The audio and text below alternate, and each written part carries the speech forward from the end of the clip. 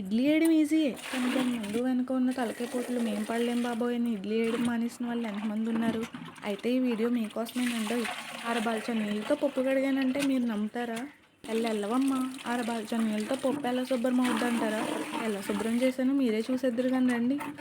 పప్పు ఒక పెద్ద బాల్చాలో వేసుకుని పొట్టంతా ఉడేలాగా బాగా పిసికేసి దాంట్లో కొద్దిగా నీళ్ళు పట్టి ఇలా వాలుగా ఉంచితే పొట్టంతా పప్పు నదులు బయటకు పరుగులు తీయాల్సిందేనండోయ్. ఇలా ఒక 4, 5 సార్లు కడిగేసుకుంటే పప్పంతా శుభ్రం అయిపోద్ది. తర్వాత మళ్ళీ పప్పులో నీళ్లు పట్టి చేతి వేళ్ళతో ఇలా ఇలా గాలిస్తే ఏమన్నా మట్టి బెడ్డలుంటే అడుగున ఉండిపోతే మంచి పప్పల్లా పైకి తేలిపోద్ది. తేలించడం ఎలాగంటారా? బకెట్ ఇలా వాలుగా పెట్టి చేతి వేళ్ళతో ఇలా ఇలా అంటే పప్పు చేతిలోకి వచ్చేస్తుంది. గాలిచ్చిన పప్పుని మళ్ళీ 3, 4 సార్లు కడిగేసుకుంటే మెల్లమెల్లలాడిపోద్ది. ఈ పప్పు కడగటానికి 6 నిమిషాలు టైం అయితే పట్టింది నాకు. చూసారా మన పప్పు మేకప్ వేసుకున్న హీరోయిన్ లాగా ఎలా మెల్లమెల్లలాడిపోతుందో. అరబాల్చా నీళ్ళతో కడిగేసాం, ఆ మాత్రం ఉంటుంది మరి.